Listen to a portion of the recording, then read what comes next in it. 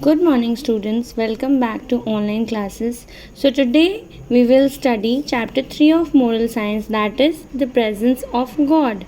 So, let's crack the title. The title is itself saying that in this chapter we will study about the presence of God, and as we all know that God is omnipresent, it means God is present everywhere. So, let's move forward and see what the chapter is saying.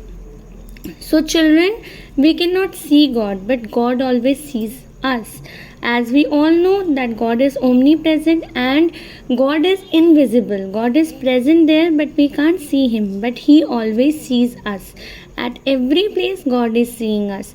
We are always in His sight. H is capital because His is used for God. So we are always in His sight means He is always seeing us. He is present everywhere. As I already said, He is well aware of what we need and what all things will make us feel happy. God is aware, like our parents are aware that what things we are in need now, like that God is our father, so He is always aware that what are the things that we need, and what are the things that will make us happy, and what are the things that are good for us. Sometimes we demand such type of things that are not good for us, so God doesn't give us that thing, but give us the things that will make us feel happier. He knows when to intervene in our lives so as to make things possible for us. The meaning of intervene is when to come in our life. God always knows that what is the perfect time of intervening means coming in our life so as to make things possible for us, so that He will make the things possible for us that are not possible without Him. It is when we keep trying and are devoted towards God. God intervene in our life and make things possible only when we are truly devoted towards God. We are truly sacrificing ourselves towards God, and we are doing all the things that is liked by God, such as helping others, caring about others, etc. God makes things possible for us and blesses us with achievements and success.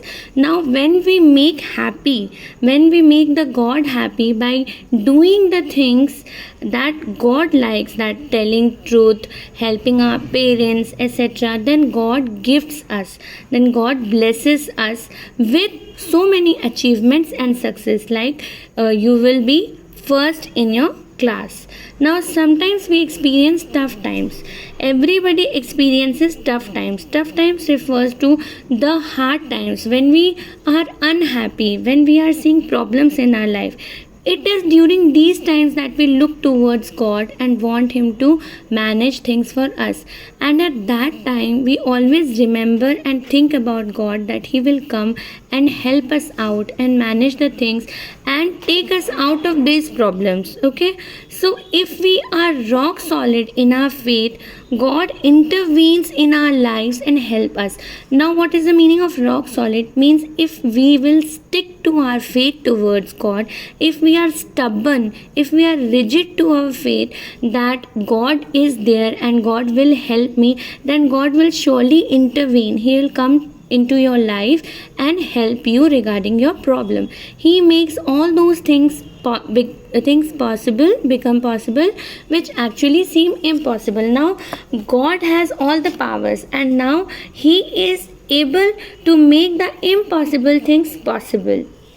So here is a story that will tell you about the power of God, the power of prayer, the power of faith in God. What is the weight of a prayer? That means that what is the power of a prayer? When you do a prayer and when you faith in your prayer, then what magic happens? Now, one hot summer day, a shabbily dressed lady reached a grocery store. Now, on a hot summer day, a shabbily means untidy, the clothes of the lady are not clean. A shabbily dressed lady reached a grocery store from where we buy the things of our grocery, like soaps, shampoos, and daily need things, etc. She was looking sad, worried, and sorrowful. Now the lady was looking sad, worried, and sorrowful. In a very low voice, she requested the owner, please give a few essential groceries for which I'll pay later. Now, the story is saying that the lady has no money to pay for the grocery items. So she is requesting to the owner that I need some grocery items that are essential for our living, so please give the items now and I'll pay for the items later. She added, my carpenter husband has become very ill and is therefore unable to work. Now she is saying that her husband is a carpenter, the person who do woodwork. Now her husband is very ill and he is unable to work, that's why he is unable to earn money, and the lady is unable to pay for the grocery item. She also mentioned that her 3 little children were starving for food, means she had 3 little children that are so very hungry for food, and she seriously need grocery item to make something for them and feed them. Now the grocer scolded her for telling a lie and asked her to leave the shop.